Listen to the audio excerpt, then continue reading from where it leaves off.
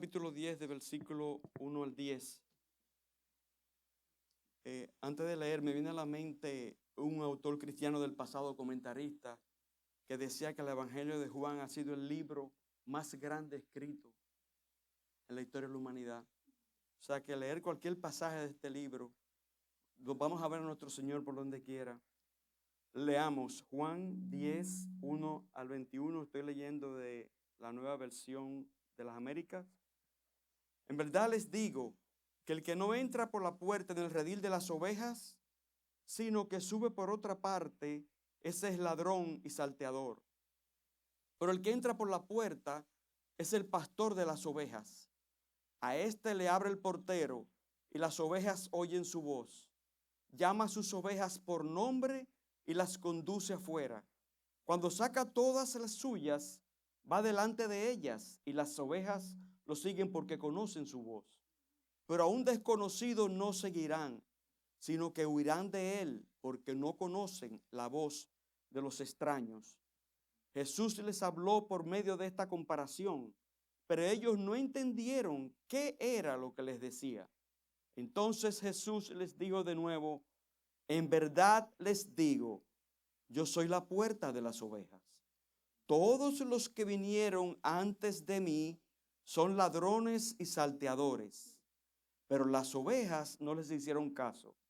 Yo soy la puerta. Si alguno entra por mí, será salvo, y entrará y saldrá y hallará pasto. El ladrón solo viene para robar, matar y destruir. Yo he venido para que tengan vida y para que la tengan en abundante. Amén. Muy bien, vamos a orar, hermanos. Señor, gracias por tu palabra. Nos gozamos en que tú al día de hoy te sigues revelando en tu carácter, en tu grandeza, en tu santidad. Hemos cantado con alegría, con gozo. Todo eso es basado en las misericordias que hemos recibido de ti. Cantamos a tu fidelidad, cantamos a tu provisión, a tu gracia en nuestras vidas. Y ahora estamos listos, Señor. Ahora estamos aquí decididos, anhelantes, hambrientos de escuchar tu voz, Señor. Por tanto, no nos niegues esa misericordia. Háblanos al corazón. Háblanos que podamos entender. Háblanos que podamos obedecerte. Así ven y desciende con tu gracia. Y lo pedimos en el nombre de Cristo. Amén. Muy bien, pueden sentarse, amados hermanos. Muy contento de estar aquí. Como hemos titulado el sermón de esta mañana, del vacío a la plenitud, la abundante vida en Jesús. Déjenme introducir el sermón recordando una historia que leí una vez. Una vez escuché la historia de un hombre que él decidió toda su vida para escalar la montaña del éxito. Y desde joven, él soñaba con alcanzar esa gran cumbre. Su anhelo más profundo era tener dinero, tener reconocimiento, tener grandeza.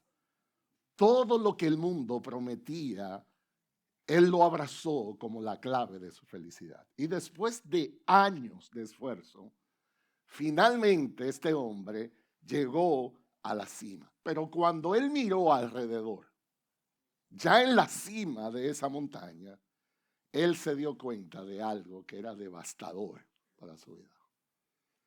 Él había estado escalando la montaña equivocada. La montaña equivocada. Y allí, en lo que se suponía que era la celebración del gran éxito, lo que él descubrió fue un vacío tan profundo que no podía llenar. Y esa es la historia de muchos hoy en día. Algunos están buscando significado, algunos están buscando grandeza, algunos están buscando plenitud en cosas que solo brillan por fuera, pero que nunca han sido diseñadas para llenar el vacío de la vida. En contraste, encontramos una declaración gloriosa en nuestro texto hoy. Dice Juan 10:10, como hemos leído, Jesús hablando: yo he venido para que tengan vida y no cualquier tipo de vida. Jesús dijo, yo he venido para que la tengan en abundancia. No significa una vida llena de cosas pasajeras y triviales. Jesús está hablando de una vida transformada, de una vida con propósito eterno, de una vida que tiene paz verdadera. Hoy veremos entonces cómo Jesús nos lleva del vacío a la plenitud, de una vida ordinaria a una vida extraordinaria, de una vida sin sentido a una vida abundante. Mientras las cosas de esta vida, amigo que estás aquí o que escucha, prometen llenar, la realidad es esta: siempre nos dejan vacíos. Siempre nos dejan vacíos. Jesús, en una condescendencia de su misericordia hacia nosotros, nos invita entonces a una vida muy diferente, a una vida de plenitud, a una vida que solo Él puede dar. Entonces, mi pregunta a ti esta mañana es esta: ¿en cuál montaña estás tú? ¿Cuál montaña es que estás escalando? ¿Es una montaña que te llevará al vacío o es una montaña que te llevará a la plenitud de Jesús? ¿Cuál montaña es que estamos escalando? Lo que encontramos aquí en nuestro texto como una introducción es una de las narrativas más hermosas que Jesús usó para revelar su rol como buen pastor. Son de las narrativas más hermosas del Nuevo Testamento. Déjenme explicar el contexto. En el capítulo anterior, Juan capítulo 9, lo que se narra es acerca de un hombre que había nacido ciego. Era un hombre mendigo y Jesús, mediante un milagro extraordinario, Jesús le regaló la vista.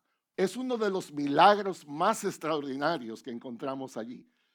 Yo no le estoy hablando que Jesús le ayudó a arreglar la casa. Yo no estoy hablando de que Jesús lo invitó a Chipotle. Yo estoy hablando que Jesús le regaló la vista. Uno de los regalos más hermosos que Dios da. El problema es que los religiosos de aquel entonces, ellos no respondieron bien a ese milagro extraordinario. Su inexplicable reacción fue indiferencia a ese hombre necesitado, odio hacia Jesús como Señor. Ellos estaban tan endurecidos en ellos mismos que ellos no podían concebir ningún bien que no se hiciera en sus propios términos. Señores, piensen en esto. Un ciego de nacimiento fue sanado por Jesús y esta gente no fue capaz de celebrar. Lo que hicieron fue cuestionar. Habían dos cosas que a ellos les resultaba muy difícil de aceptar.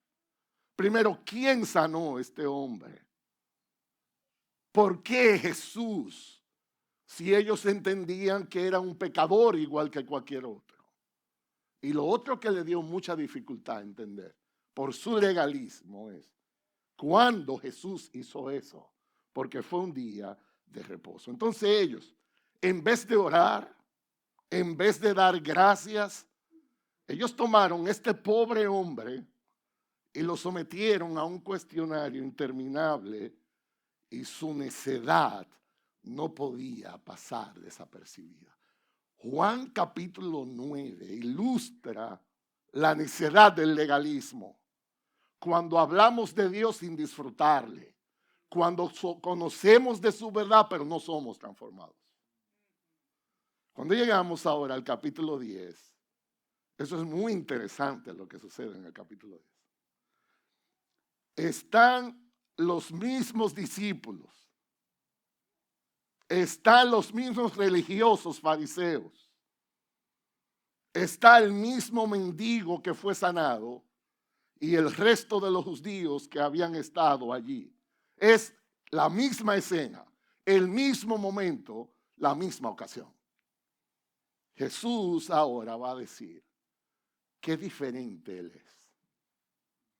Jesús va a hacer un contraste impresionante entre su ministerio de gracia y estos falsos profetas que estaban allí. Lo que Jesús ahora está interesado es en demostrar la falsedad y la crueldad de esos religiosos, y la manera como lo hace es declarando quién Él es. Una de las sentencias más hermosas aquí en el texto, el verso 11 dice, yo soy el buen pastor, y el buen pastor da su vida por las ovejas. No se aprovecha de las ovejas, da su vida. Es como si Jesús dijera, recuerden señores, es el mismo instante, es la misma ocasión. Entre Juan capítulo 9 y capítulo 10 no ha pasado nada. Todo el mundo está allí. Y es como si Jesús dijera, lo que ustedes acaban de hacer con ese hombre necesitado es una real evidencia de que ustedes no me aman, de que sus intereses son personales. El verdadero pastor no es así. Un verdadero pastor ama, un verdadero pastor edifica, un verdadero pastor se goza en ver al otro sanar. Ustedes en cambio odian, ustedes destruyen. Entonces en este pasaje en Juan 10, lo que encontramos es una preciosa imagen de lo que Jesús es a cada creyente, de lo que Jesús como pastor es a cada oveja. Jesús es un pastor amante de su oveja, es un pastor que guía, es un pastor que cuida, es un pastor que suple a las necesidades de sus ovejas.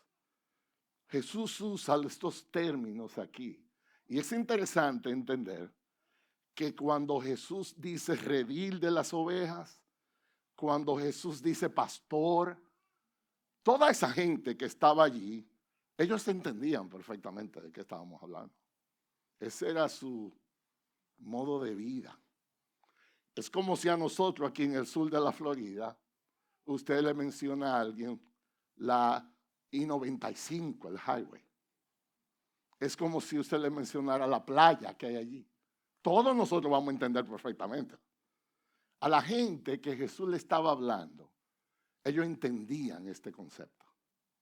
Ellos eran pastores, cuidaban ovejas, pasaban el día en cuanto a esto. Jesús entonces aquí llama nuestra atención a una de las sentencias más hermosas que encontramos. De nuevo, como un resumen, como un contraste de lo que es frente a esos falsos líderes, Jesús hace una de las declaraciones más impresionantes que jamás hemos podido escuchar.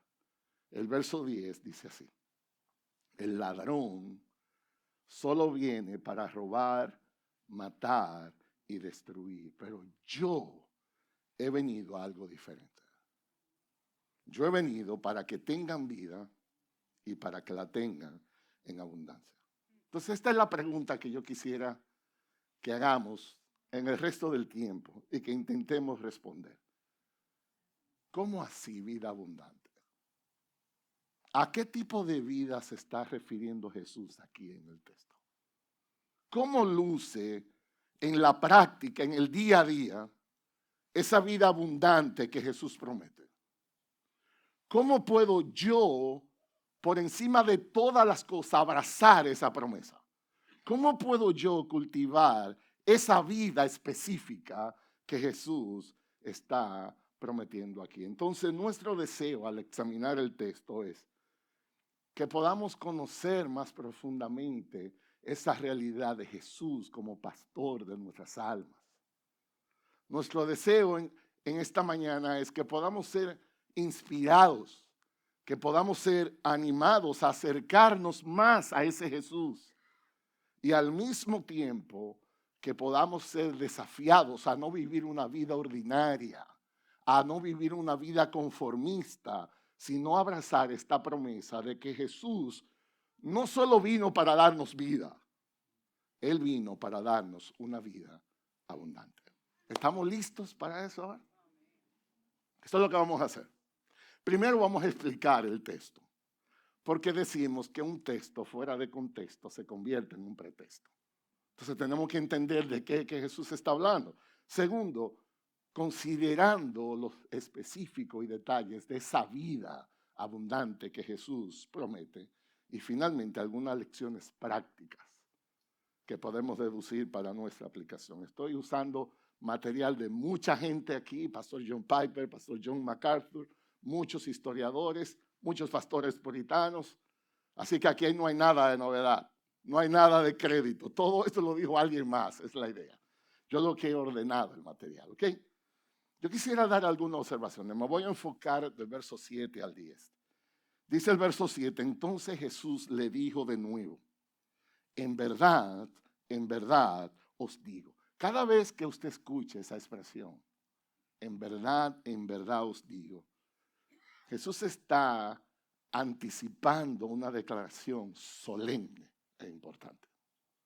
Cada vez que la Biblia usted está leyendo dice, en verdad les digo, levante la antena, respire profundo, porque algo muy solemne Jesús va a decir. Muy frecuentemente el Señor usa esa dinámica específicamente en este evangelio, el evangelio de San Juan. ¿Qué dice Jesús? En verdad os digo, yo soy la puerta de las ovejas. Esa declaración es impresionante. Los estudiosos, los teólogos, coinciden en señalar que la manera como Jesús, el Hijo de Dios, la segunda persona de la Trinidad, se reveló a su pueblo, fue haciendo declaraciones semejantes. Hay 7 declaraciones donde Jesús dice, yo soy. Y es una manera de Jesús revelar. Escuchen esto. Juan 6:35 dice, yo soy el pan de vida. Juan 8:12 dice, yo soy la luz del mundo. Juan 10:9 dice, yo soy la puerta de las ovejas. 10:11, yo soy el buen pastor. Juan 11:25 dice, yo soy la resurrección y la vida. Uno de los textos más populares de Jesús, Juan 14:6, yo soy el camino y la verdad y la vida. Y Juan 15:5, contrastando lo que es una rama simplemente temporal, cuando se desconecta de su árbol, él dice, yo soy la vid. 7 declaraciones de Jesús que él dice, yo soy. Encontramos una aquí. Jesús dice, yo no soy solamente el pastor que entra a buscar sus ovejas en el redil. El redil era un sitio de protección donde las ovejas dormían. Cada vez que leamos redil en la Biblia debemos de pensar como un refugio para esas ovejas. Había muchas limitaciones ahí. Un solo sitio por donde entrar, un solo sitio por donde salir. Lo otro es, no todo el mundo entraba. Había alguien que cuidaba, solo el pastor podía entrar. Y la idea es que las ovejas lo conocían cuando el pastor entraba. Jesús no solamente dice que él, el pastor que entra por las ovejas. Jesús hace una declaración ahora mucho más completa. Él dice, yo también soy la puerta por donde entra. Eso era complicado entender. Él es el pastor que entra y él también es la puerta. Y la idea es, no hay manera de accesar. Para entrar, para salir, debes de pasar por mí, es la idea. Dice el verso 8, todos los que vinieron antes de mí son ladrones y salteadores. Y la idea es aquellos que pretendían ser líderes, maestros o guías espirituales del pueblo de Israel, que se levantaron por ellos mismos, se pusieron título ellos mismos, no fueron enviados por Dios. Estos individuos se destacaban porque ellos estaban enfocados en ellos mismos. A ellos no les importaba la salud de sus ovejas. Ellos estaban dedicados a sus propios intereses, a sus propios beneficios. podría incluir líderes corruptos, falsos profetas, cualquier figura que desviara al pueblo de la verdadera relación con Dios. Una de las cosas que Jesús declara aquí es que las ovejas no le hicieron caso. Esto es interesante. Porque recuerden, para el auditorio que estaba ahí, una de las cosas que esta gente entendían bien es cómo el pastor se relacionaba con las ovejas. Imagínense que habían varios pastores, varias ovejas. Y cuando el pastor X llegaba y le daban entrada al redil, él hablaba y solo sus ovejas respondían. Y solo sus ovejas le seguían. Las otras ovejas se quedaban ahí. Habían ovejas para las cuales esa voz era familiar. Esa voz representaba cuidado.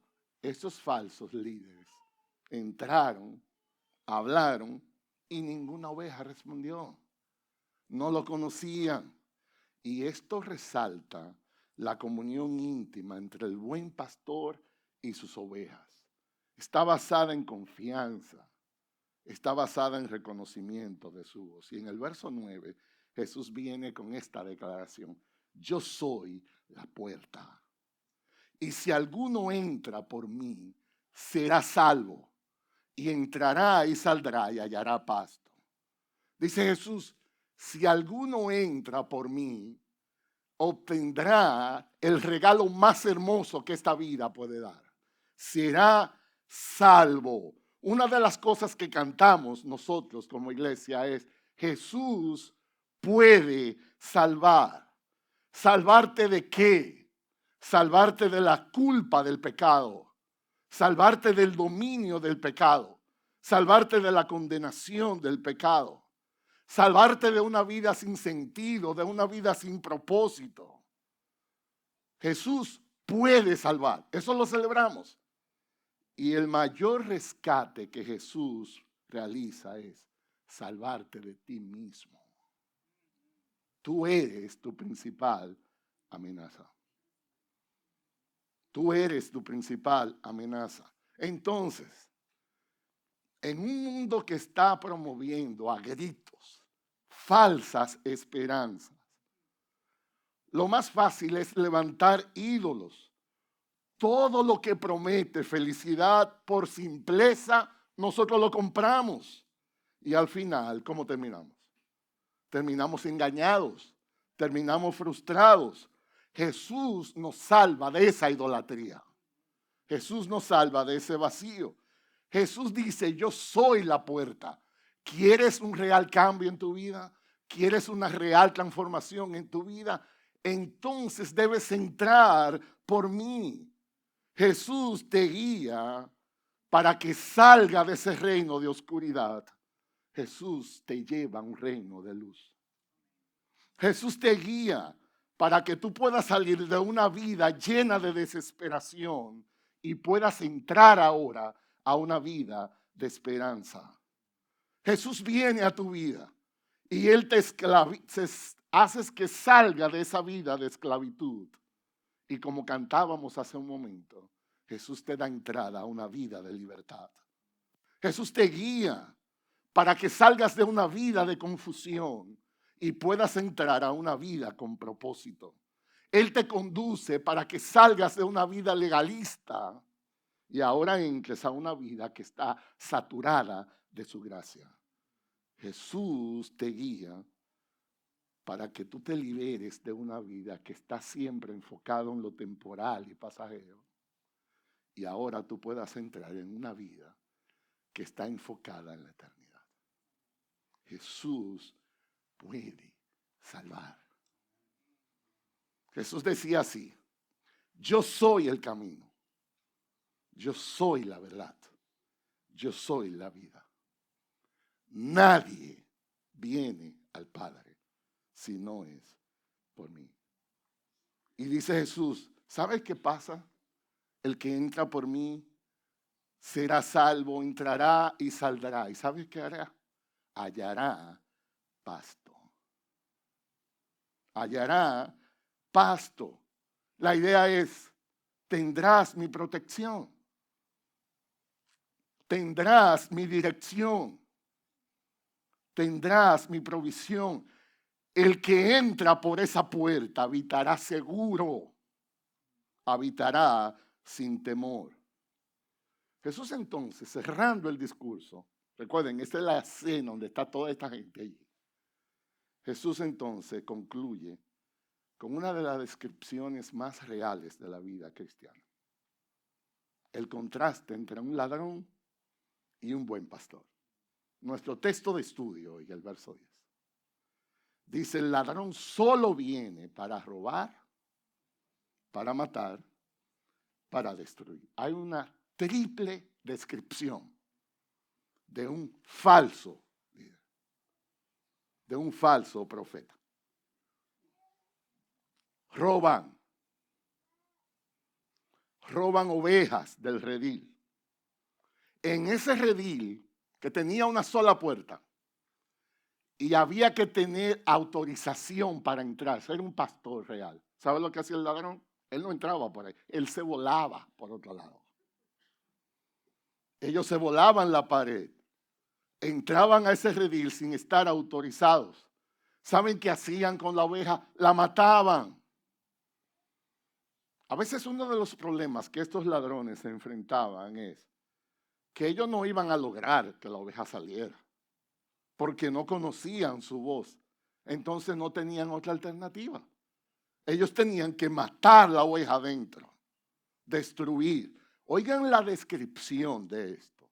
Robar, matar, destruir. ¿Cómo será eso hoy? Porque Jesús nos está hablando a nosotros hoy en día. Tal vez no hay un redil allí. Pero hoy eso puede suceder en el sentido espiritual, en el sentido emocional. Aquí a través de falsas enseñanzas, a través de engaños, gente prometiendo cosas que Jesús nunca ha prometido. Hay gente, iglesias promoviendo un cristianismo fácil, que no hay renuncia, no hay santidad. Hay un movimiento que se llama pare de sufrir. Y yo digo, ajá, ¿en serio? Pero eso yo no lo encuentro en la Biblia en ningún lado. Hoy a nosotros los creyentes, el enemigo de nuestras almas trata de destruirnos. Pone alrededor tentaciones, acusaciones. Hay pecados en nuestras vidas no confesados. Y el enemigo usa eso para destruir el gozo de nuestra salvación. Déjenme decirle, un cristiano real, yo estoy hablando de una persona que ha recibido la fe que solo Dios puede dar. Ha confesado que Jesús es el Señor. Su vida ha sido santificada, transformada, vive para Dios. Un verdadero creyente nunca podrá perder su salvación. Nunca, porque nunca la ganó. Se la dieron. Entonces, ¿qué sí pierde por causa del pecado? El gozo de la salvación. Eso sí. Un creyente que dice que es hijo del Rey de Reyes y vive como un miserable en este mundo. Eso es una contradicción a la vida cristiana. No es así que Jesús está cuidando. Hay personas en la fe que viven vidas mutiladas por el pecado. Jesús dijo, yo no he venido a eso. Ese es el rol del enemigo. Jesús ahora entonces viene con la proclamación de nuestro texto. Una de las declaraciones más hermosas que hay en el Evangelio. Jesús dijo así, yo he venido no para robar, ni matar, ni destruir. Yo he venido en cambio para que tengan vida. Pero no cualquier vida. Yo he venido para que tengan vida en abundancia. Entonces aquí está la pregunta. Nuestro segundo punto. ¿Qué significa eso? ¿Qué quiere decir Jesús con esa vida abundante? Bueno, vamos por parte. El término vida es un sustantivo, un nombre. Es el énfasis de Jesús en este texto. De nuevo, es el contraste. El enemigo quiere robar, quiere matar, quiere destruir. Jesús es diferente. 100% diferente. Jesús viene a dar vida. Pero dice vida abundante. ¿Qué quiere decir? Bueno, primero, miren conmigo muy rápidamente el uso de la palabra vida abundante en el Evangelio de Juan, sobre todo. Primero, la vida. Se menciona muchas veces ese término de vida como un contraste a una muerte temporal, como un contraste al ordinario, como un contraste a lo fácil. Jesús viene a dar vida abundante, vida exaltación. Por ejemplo, en la famosa parábola del hijo pródigo, dice Lucas capítulo 15, 17. Le voy a leer los textos para más velocidad. Entonces dice que este muchacho que había derrochado todo lo que su papá le había dado y ya no podía más, dice el texto, que volviendo en sí, él dijo, ¿cuántos de los trabajadores de mi padre tienen pan de sobra? Ahí está la palabra. Pero yo aquí parezco de hambre. Abundante. Este muchacho dijo, los que trabajan para mi papá en la finca, algo que yo abandoné por irme tras una vida pecaminosa, ellos tienen abundancia de pan. El mismo término que aparece como vida abundante. Marcos 14, 31. Miren cómo el énfasis de la negación de Pedro. Dice que Pedro le respondió, aunque yo tenga que morir contigo, insistió Pedro con vehemencia, yo jamás te negaré. Todos nosotros sabemos la historia, que eso no es verdad. Le negó 3 veces. Pero lo que él le dijo a Jesús es, si yo tengo que morir contigo, se lo dijo, esa expresión vehementemente, con convicción, como abundante. Es algo como exceder al ordinario. Efesios 3:20 dice, y aquel que es poderoso para hacer todo mucho que más abundante de lo que pedimos o entendemos según el poder que obra en nosotros.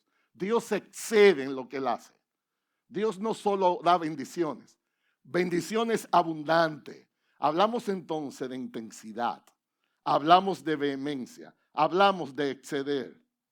¿Cómo se usa entonces esto en el Evangelio de Juan? Cuando se describe a Jesús, dice Juan 1:4, que en Él estaba la vida.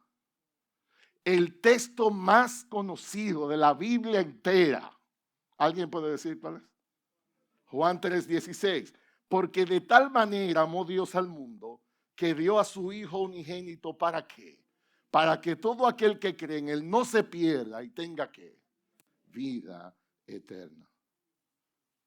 Cuando Jesús estuvo con una mujer samaritana, mostrando por un lado su humanidad y su deidad, dice Juan 4:14, que él le dijo, el que bebe de esa agua que yo te daré, no tendrá sed jamás, sino que el agua que yo le daré se convertirá en él en una fuente de agua que brota ¿para qué? Para vida eterna. Ahí está.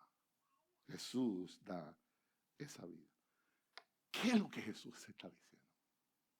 Porque yo puedo entender que es mucho. Yo puedo entender que es vida. Pero hoy, aquí, para mí, ¿qué es lo que eso significa? El énfasis de Jesús es contrastar un estilo de vida con las cosas temporales y materiales.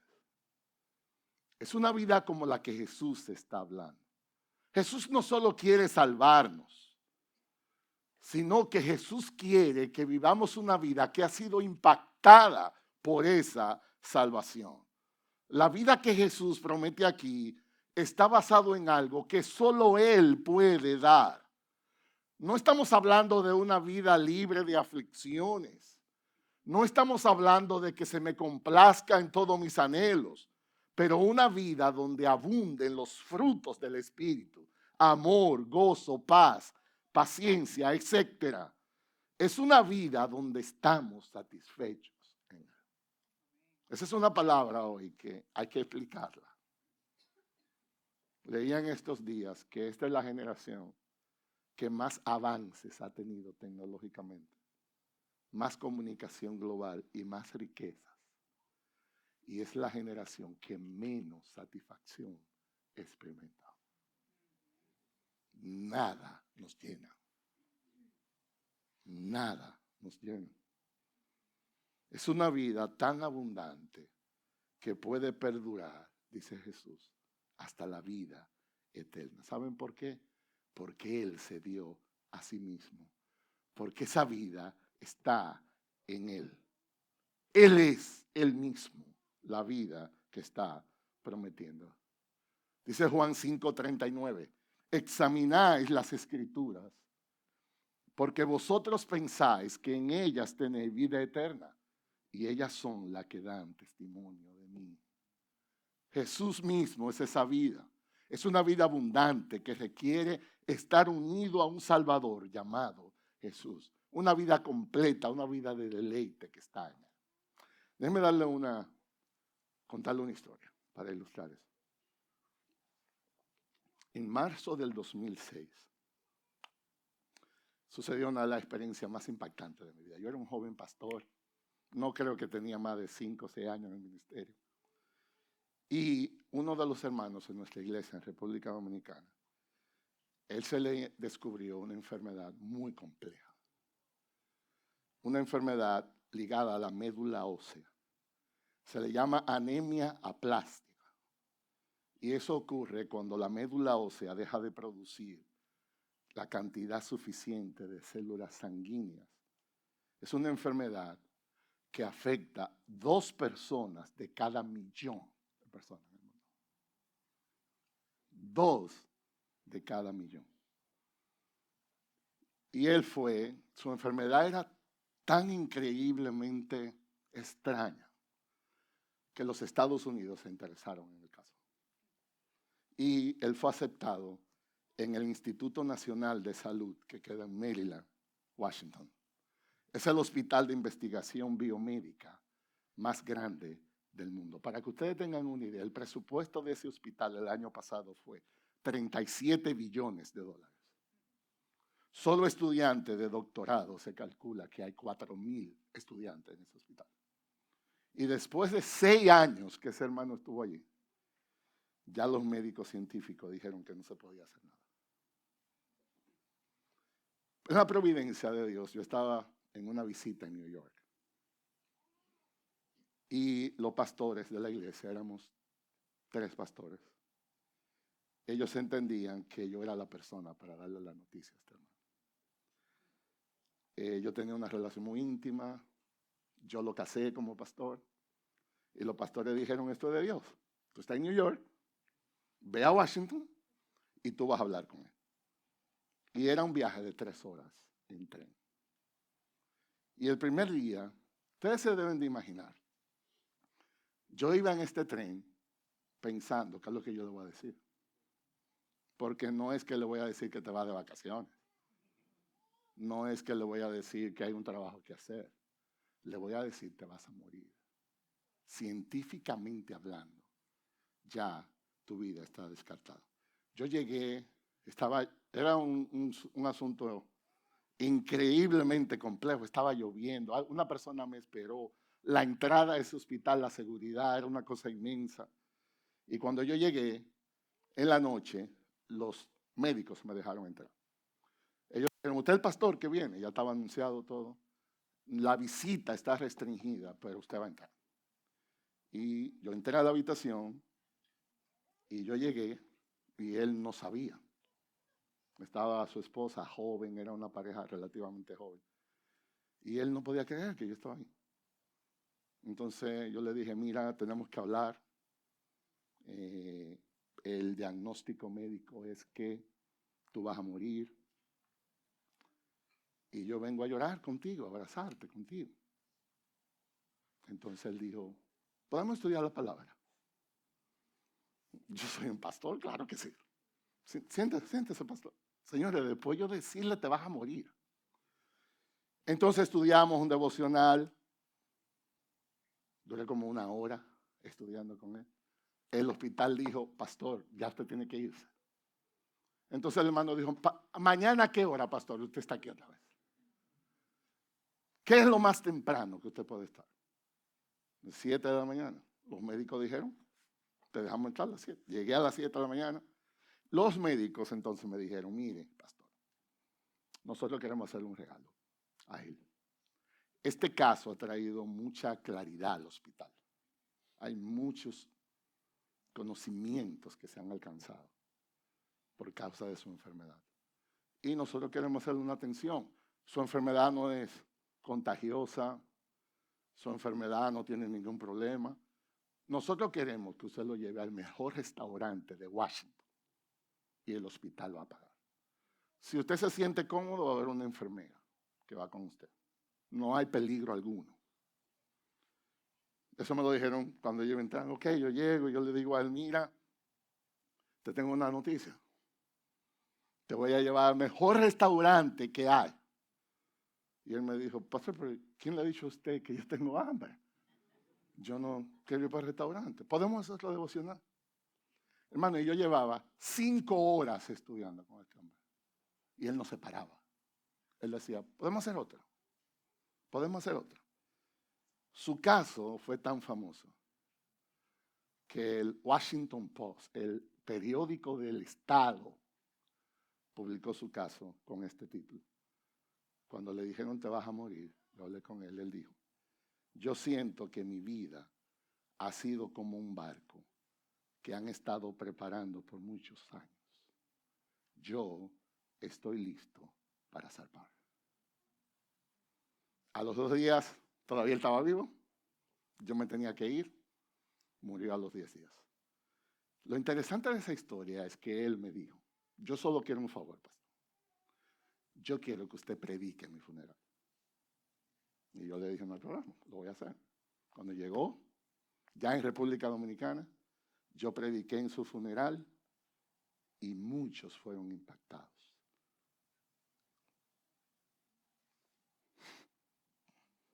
Ese fue el día que mi mamá se convirtió. Ese hermano muerto pudo traer vida. Mi madre recibió a Cristo ese día. ¿Qué encontramos aquí? El contraste con los líderes religiosos de aquel entonces y un buen pastor. Un pastor que da su vida por sus ovejas.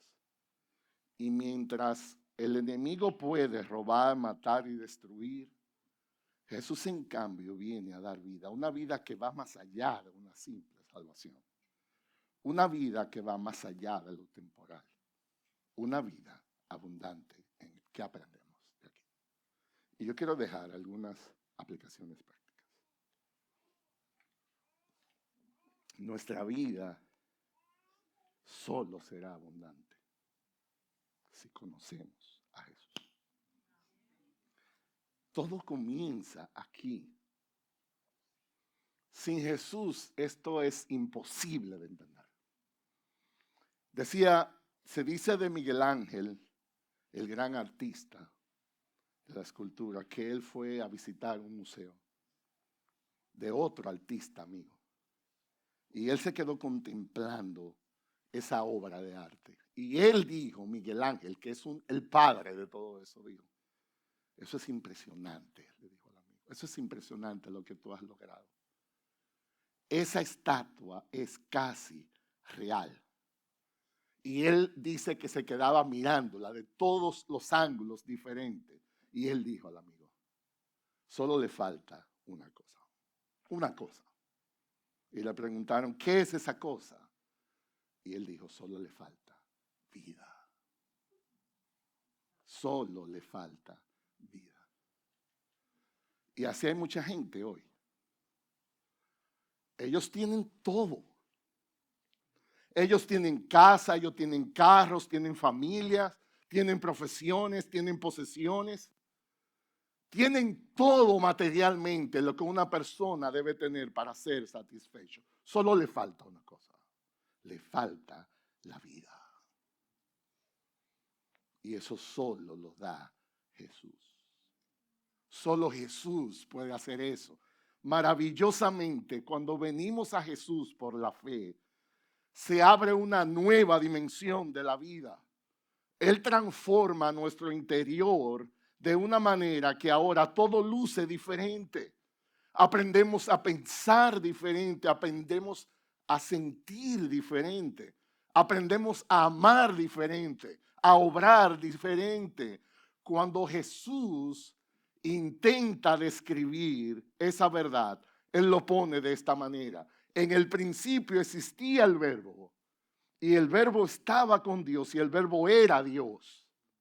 Y Él estaba en el principio con Dios, y todas las cosas fueron hechas por medio de Él, y sin Él nada de lo que ha sido hecho fue hecho. Y dice el verso 4, en Él estaba la vida, y la vida era la luz de los hombres.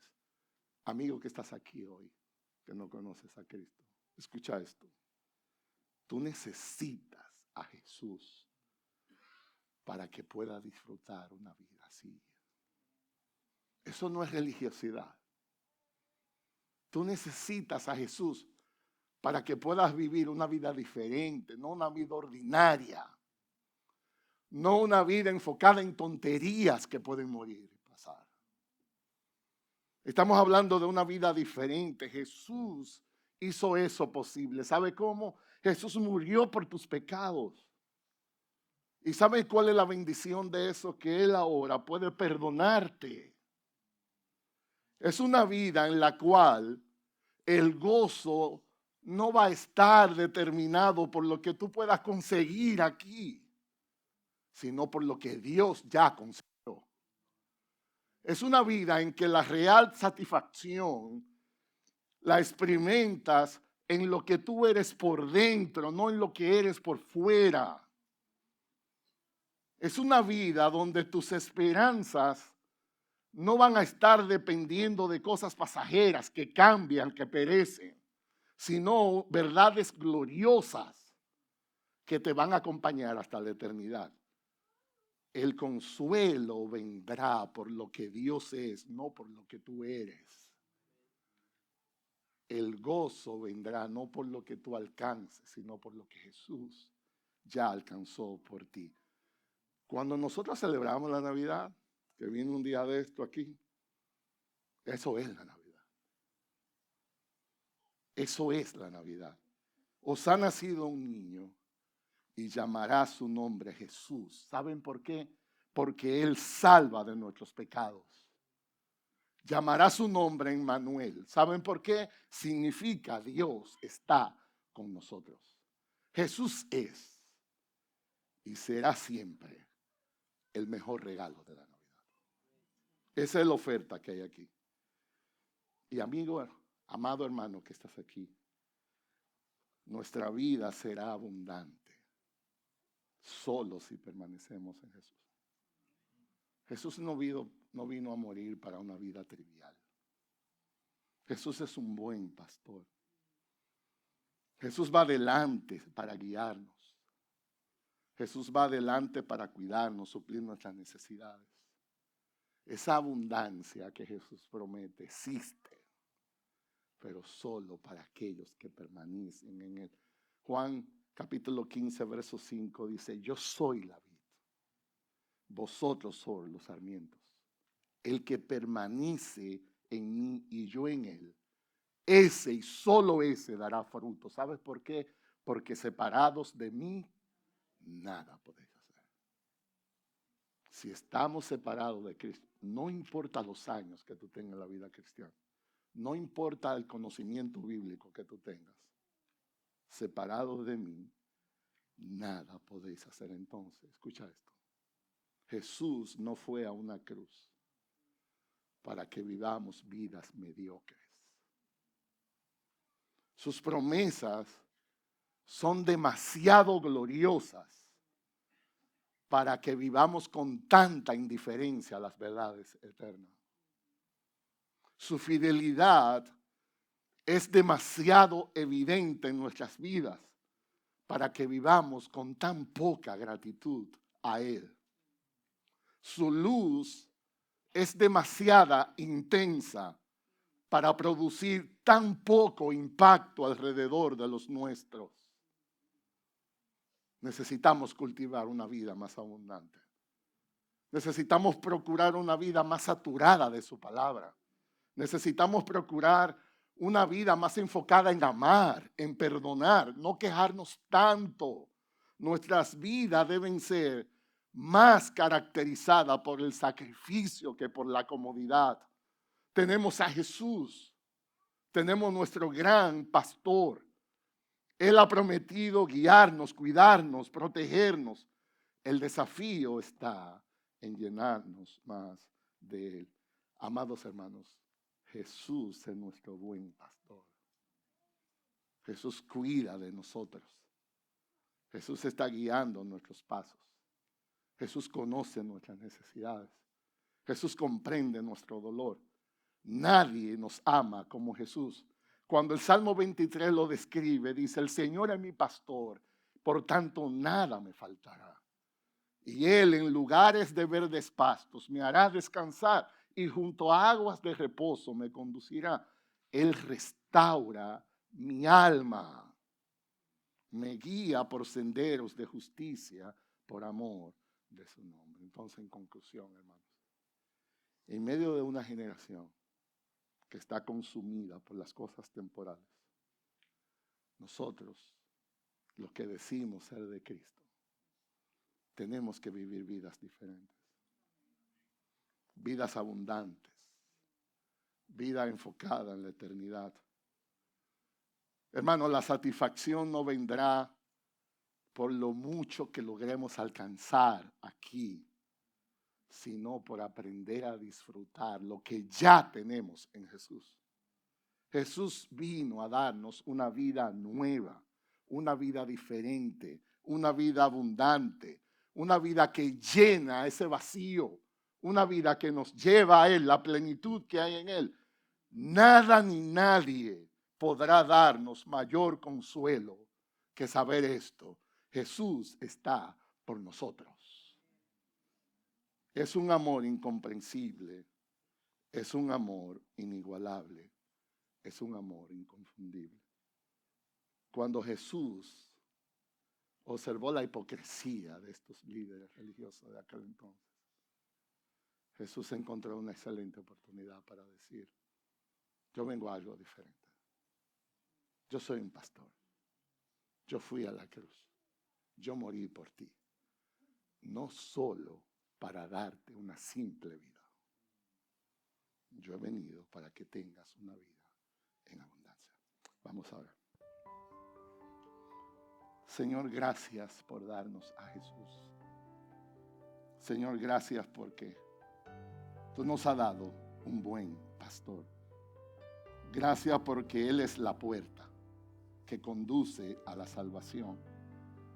Y nosotros te suplicamos que hoy, aquí como iglesia, como una familia de la fe, podamos experimentar ese milagro.